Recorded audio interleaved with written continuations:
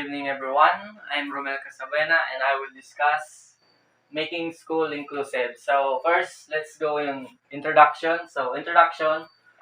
Previously you learned about the history, context, and foundation of special needs and inclusive education by understanding the role that disability by frameworks play.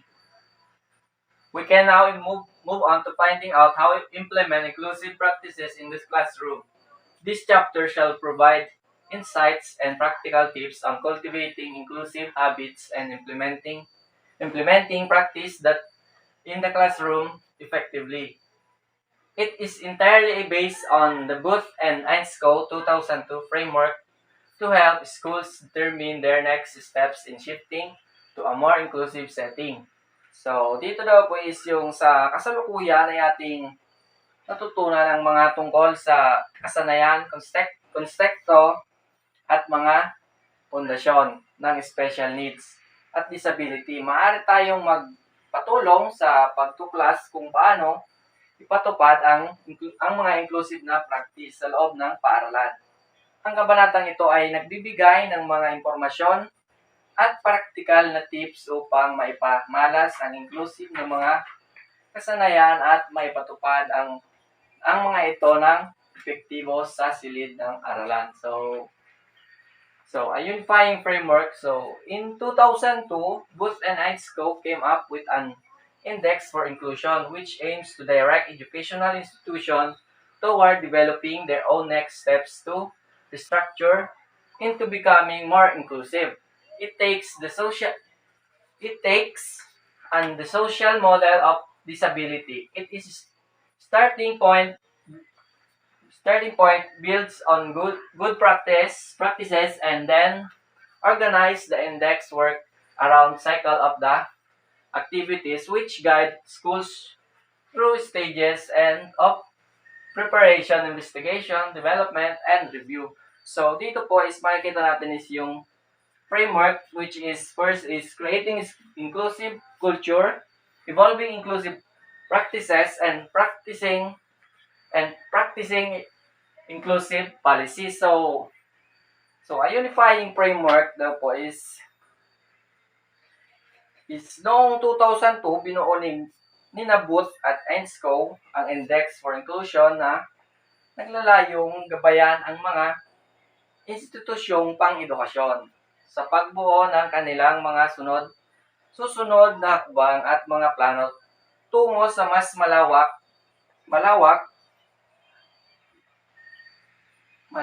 ang pagkakasama. Ito ay batay sa sosyal na modelo ng kapansanan bilang simula at nag-organisa ng mga aktibidad ng index sa pamamagitan ng isang siklo na nagtuturo sa mga paaralan sa mga yugto ng paghahanda, pagsisiyasat, pagpapaunlad at pagsusuri. Nilikha rin ang tatlong dimensional na hakbang balangkas at sa larawan ng 3.1 figure 3.1. So there are three dimensions of the index. So index Booth and Ainscow. So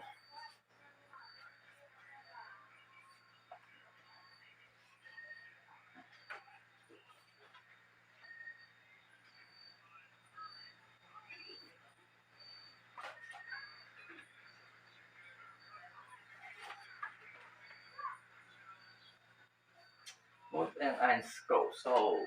Booth and Ainscow 2002 explained that these three dimensions, creating inclusive cultures, evolving inclusive practices, and producing inclusive policies, are interconnected and chosen to direct thinking about school change. So the dimension and section in the index. So first, dimension A is creating inclusive cultures, and section 8.1 building community, section 8.2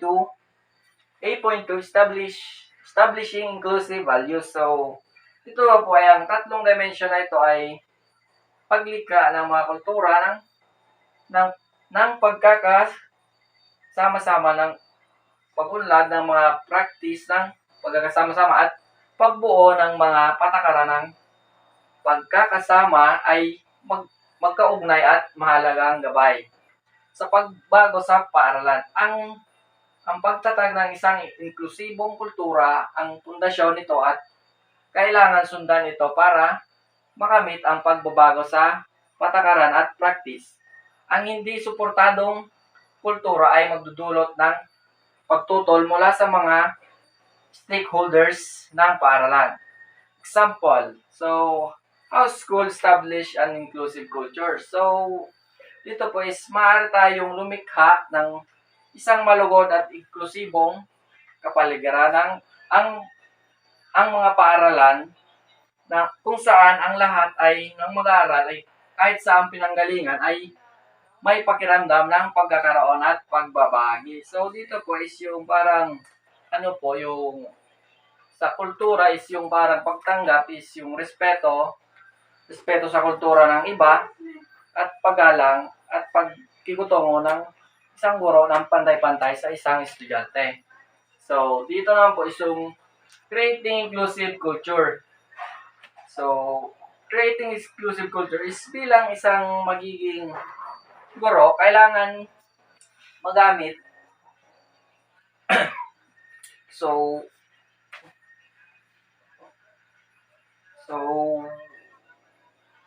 example, Section 8.1, ang paaralan ay maaaring mag-organisa ng mga aktibidad ng pagkakaisa tulad ng mga team building exercises, mga group activity o mga klase ng paglinang ng samahan upang palakasin ang ugnayan at pagkakaisa ng mga mag-aaral at guro. Kumbaga, collaborating sa mga estudyante or pagkilala nila bilang pagkilala na rin ng kanilang pagkakakilanlan at pagkakaroon ng magandang samahan. So, dito naman po sa example po sa Section 8.2 Establishing Inclusive Values. So, ang paaralan ay maaaring magtakda ng mga alaga tulad ng paggalang sa pagkakaiba-iba o pagtanggap sa lahat ng tao ng pantay-pantay. So, dito po is yung dapat ang lahat ng estudyante ay taman siya or hindi is dapat tanggapin natin siya sa isang paaralan dahil wala tayong karapatan na sila'y tanggihan at hindi tanggapin sa paaralan, kundi sila ay dapat natin tanggapin at bigyan ng pantay-pantay na pakikitungo at paggalang na rin sa kanilang kultura. So, Dimension B, producing inclusive policies. Section B.1, developing the school for all. Section B.2, organizing support for diversity. So this dimension makes sure that inclusion permits all schools plans, policies encourage the participation of students and staff from the moment that join the school. All policies involve clear strategies for change. Support is considered to all objectives which increase the capacity of school to respond to student diversity. So, dito daw po is pagbuo ng mga programa at patakaran na nagbibigay ng pantay na oportunidad para sa lahat ng mga mag-aaral, hindi binabase sa kanilang pinanggalingan o kakayahan. So, sa developing the school for all is ang pagpapatupad ng isang komprehensibong patakaran laban sa mga pang-aapi. So, na sumasaklaw sa lahat ng uri ng diskriminasyon at panghaharas at nagbibigay suporta sa mga biktima. Pagtatag ng isang sentro ng suporta na bibigay suporta sa mga biktima at pagtatag. Isang sentro ng suporta para sa mga mag-aaral ay serbisyong pagpayo, pagtuturo at paggabay sa mga mag-aaral na may mga personal na hamon sa buhay. So, ito naman po sa dito. So, organizing support for diversity. So, pagsasaayos ng mga proyekto na nagtataguyod ng pagkakaiba-iba at pagkasama-sama at pag-unawa sa kultura sa loob ng komunidad ng paaralan.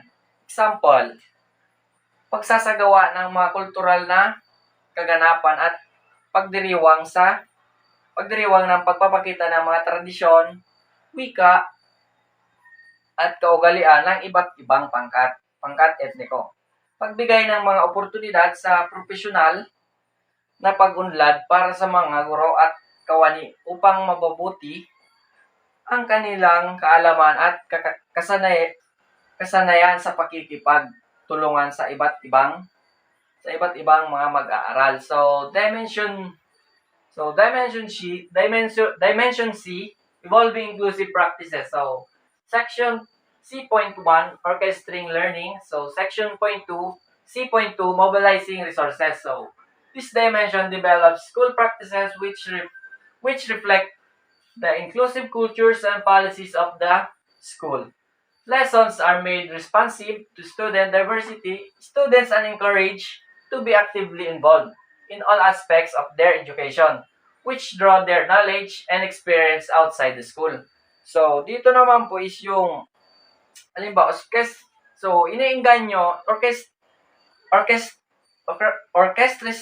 orchestrating learning is, iniengganyo ang mga mag-aaral na aktibong makilahok sa lahat ng aspeto ng kanilang edukasyon na kumukuha ng kaalaman at karanasan nila sa labas ng paaralan. So, example po ng section C.1, orchestrating learning is paggamit ng iba't ibang mga pamamaraan ng pagtuturo tulad ng visual aid, visual, auditibo o kinestetiko upang masaklaw ang iba't ibang uri ng mag-aaral, pagpapahintulot sa mga mag-aaral na magbahagi ng kanilang kasanayan, ideya at opinyon upang mabuo ang isang mas malawak na pag-unawa sa mga paksa.